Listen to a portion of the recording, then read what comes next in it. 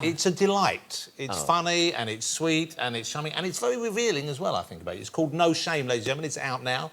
How did you find the writing process? It must be very different writing knowing it's going to be read rather than writing stand-up, for example. Well, it was a lovely thing to do during the lockdown, and they were stories that I'd had in my mind for a long time, and I've always kept a diary, so it was a lot of the time just taking those stories and putting them on the page. And it felt very cathartic to spend time on my own telling these stories. Then, of course, you send it off into the world, and then they print it, and then they send it to places, and people read it, which I had no idea about when I was writing it. I just thought, oh, this is just for me. And I had a really wonderful editor who could be quite strict as well. So I'd write something quite vulnerable, quite personal in it, and then she'd come back with notes going, could cut, no, cut that. I don't understand what you mean here. What's this? It's my grandmother. No, I'm not getting it. Got it. So that was an interesting experience. And the book's out. Are you doing an audiobook version of this? Well, I'm doing an audiobook, yes, and I put on social media. I do like social media, right? But sometimes, I mean, I've said it before, but sometimes I do think the people who comment on social media are the same people who, in the old days, would have turned up at a public hanging. You know, lovely people interact on social media. I love it. But I put up the other day, like, I'm doing the audiobook of my book. And people underneath were like, oh, that's great. Have you thought about doing an audiobook? I've literally just said I'm doing an audiobook of it.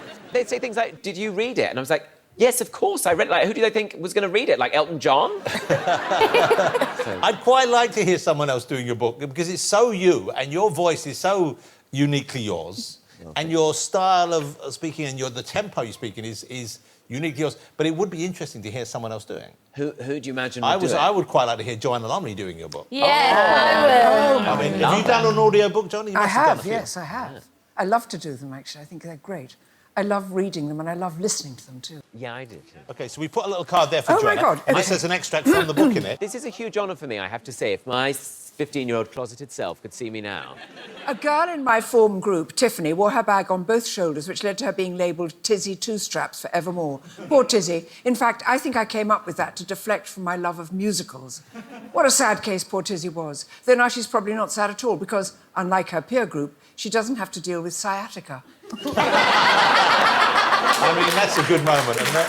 Tom, that's our Christmas gift to you. That is a great gift. But reading the book, Tom, I mean, it's not rude of me to say that you were an unusual child, is it? Well, I guess I was a bit eccentric. And, I mean, for example, like, as a child walking around Waitrose with my parents, and I deliberately get lost so that I would have to go over to the information desk and then they'd read my name out over the tannoy, just to draw attention to myself. And in a way, I've been lost in Waitrose ever since. And I remember as well, very clearly, being in the sort of 80s, 90s, when it was fine to take your child into the pub. And my dad would just take me to the Anglesey Arms in Bromley and sit me at the end of the pub, sat there, like in my tracksuit at the age of about 5, and I didn't know what to do. I was just given a packet of crisps and a bottle of Coca-Cola to sip on, and I was so bored. But I did watch a lot of soap operas, and when my dad came to tell me, like, come on, we're going to leave now, I turned round and, out of nowhere, just slapped him across the face. Because I thought I was Angie in EastEnders or something. And everybody in the pub stopped still. I assume because they'd never seen such an incredible performance in their whole lives. And I thought I'm bound to win a TV Quick Award at least. But no, instead, they all said, you're barred, get out of there, you'll never come back here again, you're barred. Like, who bars a 5-year-old from a child I shouldn't have been in the first place? Well, you're quite an aggressive and abusive 5-year-old, it has to be said. I know, but very dramatic, always entertaining. So school, being kind of, not odd is the wrong word, but different to the other kids, that must have been quite tough for you, wasn't it? I was an unusual teenager, certainly, and a lot of the time I would dress up in Victorian clothing in a bid to distract people from the fact that I was gay, which was a flawed plan. Did that work? It was a flawed plan, Becky. Okay.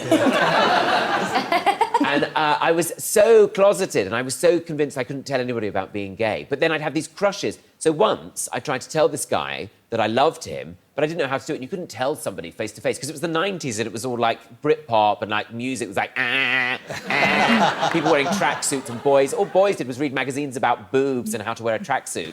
So I didn't know what to do. So I decided to go the other way. And I thought, well, it was my way of rebelling. So I threw a luncheon party to try and impress him and invited 2 of my teachers. And so we sat there, and I'd cooked like a beurre blanc, and I'd folded napkins, and I'd even bought fish knives, laid the table incredibly, to tell this guy, Michael, that I loved him. Of course I didn't. Of course I couldn't, because it turned out he was going out with my friend. And then our Yorkshire Terriers tried to shag each other. It was the worst. It was the worst lunch party I've ever been to. I love the stories in the book about the job when was it a bowling? Where was it you had the job when you were a waiter? Not on the gay cruise, in the golf club. Oh, I pushed a dessert trolley round a golf club. So what age were Not round you? the course, but round the, round the dining room. What age were you when you were working at the golf club? Oh, like 16, it was my first job. And I'd spring out at these people and be like, rhubarber, lemon bavois, tarte citron. And the largely elderly people, I think a lot of them needed a defibrillator after I was finished. and I'd take forever going round. And then the staff, they'd be like, you got to hurry the up, these people, they won't feed it, they won't wait for you. Stop making them stop and dance about all your lemon bavois and all that. Oh, they've got to serve them a bit of trifle and get out of there. And I'm like, would you like maybe a fruit platter? And once I was taking my time so much that I heard behind me this woman go, you what? And then this other woman go, what are you saying? What are you saying? Say it in my face then. Had a fight, had an actual punchy, slappy face fight in the dining room of the golf club because I'd taken so long with the dessert trolley. I bet you loved it. I loved every minute. And I think it carried on into the car park. I was delighted.